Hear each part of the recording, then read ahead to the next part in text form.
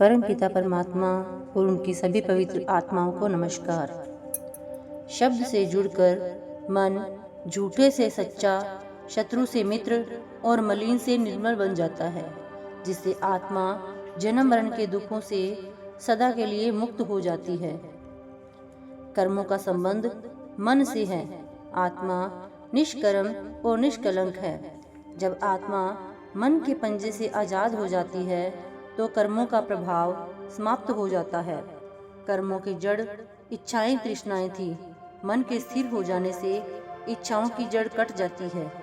फिर आत्मा के लिए नए कर्म न बंधन बन सकते हैं और न ही पिछले कर्म इसे संसार में खींच कर ला सकते हैं। चाहे यह कहें कि मन के त्रिकुटे में समा जाने पर कर्मों का प्रभाव खत्म हो जाता है, या यह कहें कि कर्मों का नाश हो जाता है, एक ही बात है। जब तक आत्मा मन या कर्मों के अधीन है, यह नौकर या दास के समान है और इसे घर घर जाना पड़ता है, अर्थात अनेक शरीरों, अनेक योनियों में भटकना पड़ता है।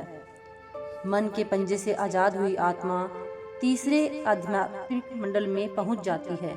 वहां शब्द के निर्मल अमृतसर में स्नान करके इसके अनंत जन्मों के संस्कारों का मैल भी उतर जाता है।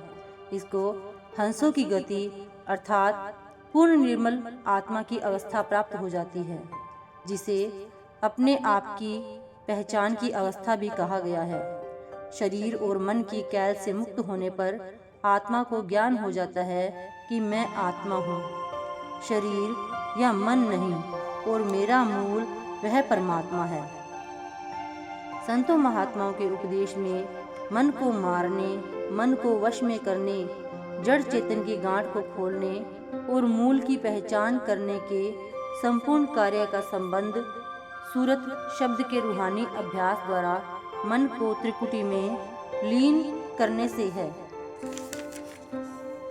चाहे मन शक्ति, माया, प्रकृति और शिव, ब्रह्म या पुरुष का अंश है, पर इसे आंखों के पीछे लाकर इसके स्रोत त्रिकुटी में लीन करने से उन्मनी अवस्था प्राप्त हो जाती है।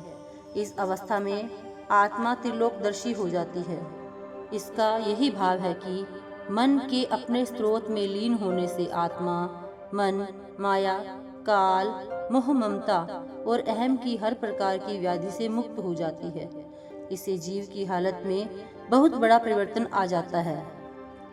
जब तक मन और आत्मा का रुख नीचे और बाहर की ओर है, मन इंद्रियों के वश में आया हुआ है और आत्मा मन के अधीन है। ऐसी दशा में जीवात्मा परमात्मा की भक्ति में कैसे लग सकती है?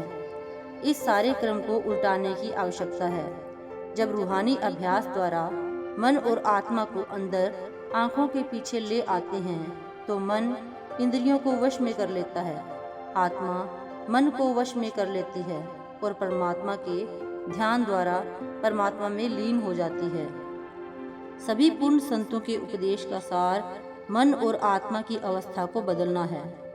संत मत वह व्यवहारिक आध्यात्मिक विज्ञान है जिसमें मन को शरीर और इंद्रियों से अलग करके माया की मलिनता से मुक्त किया जाता है और आत्मा को मन से आजाद करके उस पर चढ़े मन के मैल को दूर किया जाता है।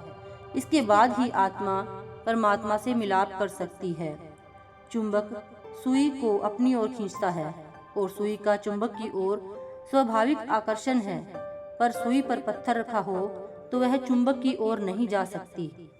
परमात्मा आत्मा को अपनी ओर खींचता है और आत्मा के अंदर परमात्मा के प्रति स्वाभाविक आकर्षण है, पर आवश्यकता आत्मा पर रखे हुए मन, माया और कर्मों के पत्थर को उठाने की है।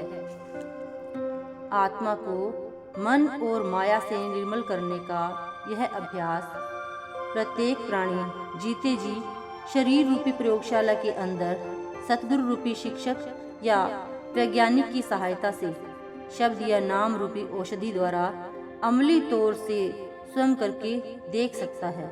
इस अभ्यास द्वारा जीवात्मा जीते जी परमात्मा से मिलाप के परम आनंद में लीन हो जाती है।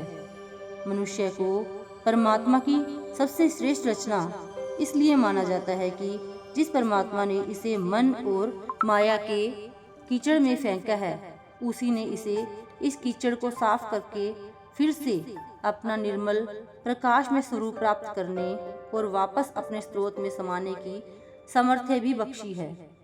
अपने अंदर सोई पड़ी इस सामर्थ्य को जगाकर मनुष्य अज्ञानता से ज्ञान, अपूर्णता से पूर्णता और घोर दुख से परम सुख की अवस्था में पहुंच सकता है, और यही मनुष्य जन्म का वास्तविक ध्येय है।